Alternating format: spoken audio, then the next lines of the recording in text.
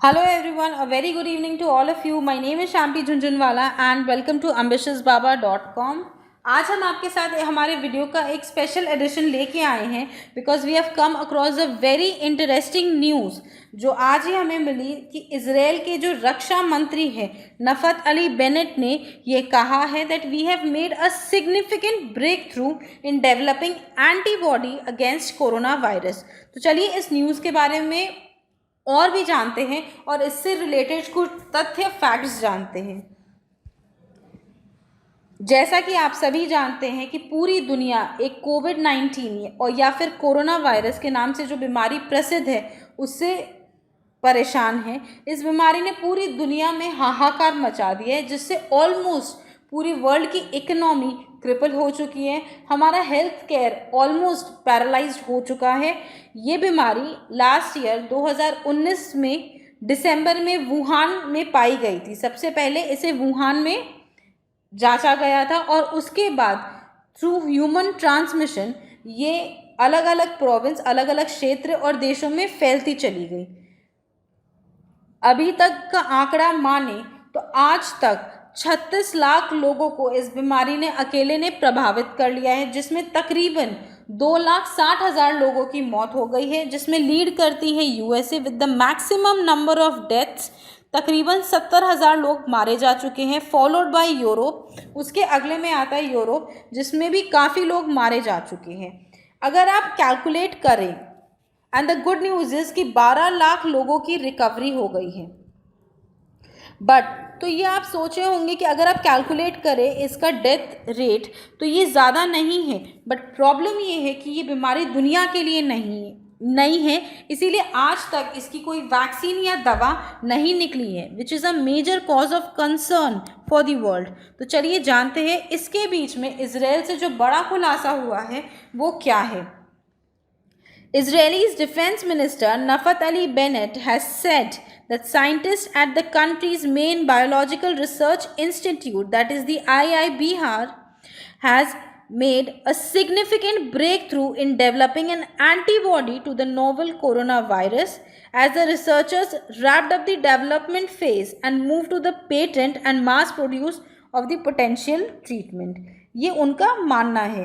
तो चलिए आज हम लोग जानते हैं कि एक जो वैक्सीन है वो कैसे तैयार होती है और ये न्यूज़ शायद पूरी दुनिया को एक रे ऑफ होप देती है। तो चलिए जानते हैं, आगे बढ़ते हैं, एक एंटीबॉडी और एक वैक्सीन में क्या फ़र्क होता है। एक वैक्सीन को आने में लगभग कितना टाइम लगता है? एक वैक्सीन को आने में मिनिमम 12 मंथ्स या से 18 महीने यानी कि 1 साल से 1.5 साल के बीच में लगता है। इतना टाइम एक वैक्सीन को आने में इसीलिए लगता है बिकॉज एक कोई भी वायरस या कोई भी बीमारी है उसके जेनेटिक या जीनोम स्ट्रक्चर को समझने में बहुत वक्त लग जाता है। अगर वो बीमारी नहीं है तो उसके जीनोम स्ट्रक्चर को समझने में काफ़ी वक्त लग जाता है और उसके बाद उनसे कैसे लड़ा जाए उसकी एक स्ट्रैटेजी तैयार होती है। एक स्ट्रैटेजी तैयार होने के बाद बहुत सारे वैज्ञानिक मिलके इसके क्लिनिकल ट्रायल्स स्टार्ट करते हैं जो लगभग 4 फेजेस में होते हैं। पहला फेज़ नॉर्मली जानवरों पे किया जाता है। उस फेज़ को सक्सेसफुली कंप्लीट होने के बाद ये देखा जाता है कि वो इंसानों पर ट्राई करने के लिए लायक है या नहीं। एट प्रेजेंट कोविड-19 के खिलाफ तकरीबन 44 वैक्सीन्स, पोटेंशियल वैक्सीन्स दुनिया में टेस्ट और ट्रायल्स में चल रही हैं। उनका रिजल्ट्स आते आते कई महीने लग जाएंगे। जैसे कि आज हमारे पास दुनिया के पास पोलियो और स्मॉल पॉक्स की सक्सेसफुल वैक्सीन है जिसने पूरी दुनिया से इरेडिकेट कर दिया है ये दो भयानक बीमारियों को।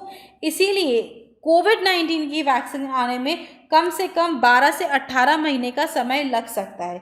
अब मैं आपको बता दूँ वैक्सीन काम कैसे करता है।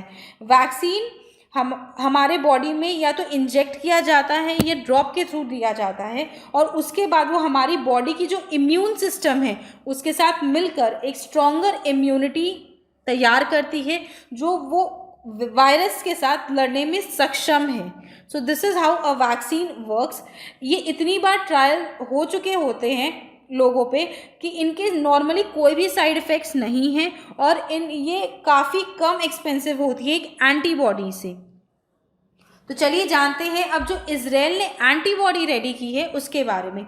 जो एंटीबॉडी होती है वो लैब में ही रेडी की जाती है। वो हमारे इम्यून सिस्टम के साथ मिलकर काम नहीं करता, बल्कि लैब में ही इम्यून सिस्टम जो प्रोटीन से बनता है उसे ऑलरेडी लैब में स्ट्रॉन्ग कर दिया जाता है और वो directly in a monoclonal way virus पे अटैक करके उसे ख़त्म कर देता है। It is a very good news अगर आप देखा जाए तो, बट इसके साथ बहुत सारे प्रॉब्लम्स आते हैं। पहला, it is not very safe, मतलब इंसान इन्फेक्शन से सेफ है या नहीं उसकी पुष्टि नहीं हो पाती, बिकॉज ये काफ़ी सारे फेजेस के थ्रू नहीं जाता। इसका कोई प्रमाण एज सच नहीं होता कि कोई दूसरी बीमारी होगी या नहीं, या कोई दूसरा इन्फेक्शन हो सकता है या नहीं।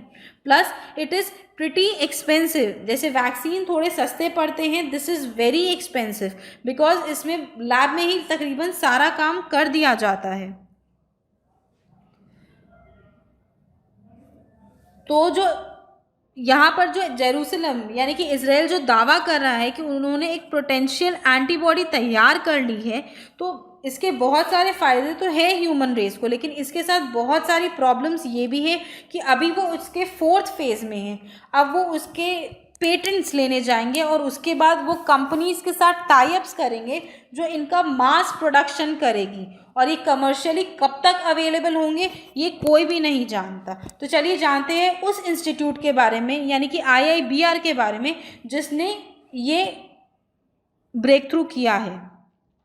The IRBR was established in 1952 as a part of Israel's Defense Forces Science Corporations and later became a civilian organization. 1952 में ये फॉर्म हुआ था।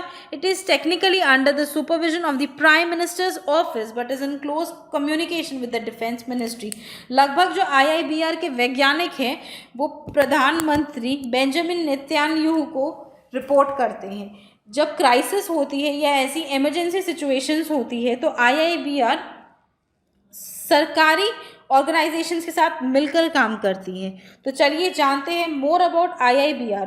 एज पर जो ब्रिटिश खुफिया अधिकारी गॉर्डन थॉमस है, उनके हिसाब से जो IIBR है वो 20 किलोमीटर नेज जियोना से सिचुएटेड है। It is an underground institute जहाँ पे 350 से प्लस कर्मचारी है और 150 प्लस साइंटिस्ट वहाँ पर लगातार काम करते हैं। वहाँ की सिक्योरिटी इतनी ज़्यादा है कि वहाँ पर चारों तरफ कंक्रीट दीवार्स हैं और वहाँ पर प्लेन्स, मतलब उनके ऊपर से प्लेन्स उड़ना भी मना है।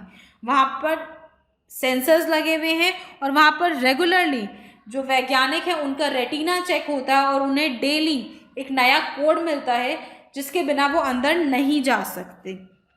प्रधानमंत्री बेंजामिन नेतन्याहू ने ये भी कहा है कि वो जो इंस्टीट्यूट है उसे ऑर्डर दे चुके हैं कि वो अपना सारे के सारे अपने जो रिसोर्सेज हैं वो कोविड-19 के जो वैक्सीन है उसको डेवलप करने में लगा दें। तो ये एंटीबॉडी कितनी सक्सेसफुल है ये तो हम नहीं जानते, बट हाँ इस क्राइसिस के टाइम में इसने दुनिया को एक बहुत बड़ी रे ऑफ होप दी है। हम बिल्कुल चाहेंगे कि ये वैक्सीन जल्दी से जल्दी मार्केट में आए, लोगों के लिए अवेलेबल हो, ताकि जो लोग ऑलरेडी इससे लड़ रहे हैं और इसका सामना नहीं कर पा रहे ड्यू टू वीक इम्यूनिटी, उन्हें एक बहुत बड़ी राहत मिले। ये बीमारी और बाकी के लोग जो इससे अफेक्टेड नहीं हैं उन्हें ये वैक्सीनेशन अवेलेबल हो ताकि वो आराम से बेहिचक IIBR के बारे में कुछ फैक्ट्स जानते हैं। It is an underground institute. यहाँ पे तकरीबन 350 लोग काम करते हैं जिसमें 150 से प्लस यहाँ पर वैज्ञानिक है। ये जो वैज्ञानिक है, ये जो इंस्टीट्यूट है उसकी इतनी कड़ी सिक्योरिटी है कि इसके ऊपर से प्लेन भी नहीं उड़ सकता है। यहाँ के दीवारों पर सेंसर्स लगे हुए हैं और यहाँ पे हर कर्मचारी का हर रोज़ रेटिना स्कैन होता है और उन्हें एक नया कोड दिया जाता है जिस कोड के बिना वो वहाँ पे एंटर नहीं कर सकते हैं। हम ये तो नहीं जानते कि ये जो ब्रेक थ्रू है ये कितना इफ़ेक्टिव है कितना नहीं है, बट हाँ इस क्राइसिस के टाइम में इसने पूरी दुनिया को एक रे ऑफ होप, एक सिल्वर लाइनिंग दी है कि बहुत जल्दी इस महामारी से छुटकारा पाया जा सकता है। तो लेट्स होप कि बहुत जल्दी इन्हें पेटेंट्स मिले और ये कमर्शियली रोल आउट हो। I hope you like this video. अगर आपको ये वीडियो पसंद आया तो इसे प्लीज़ लाइक कीजिए, अपने दोस्तों के साथ शेयर कीजिए और हमारे चैनल एम्बिशियस बाबा को सब्सक्राइब कीजिए। That's all for today. Have a good day.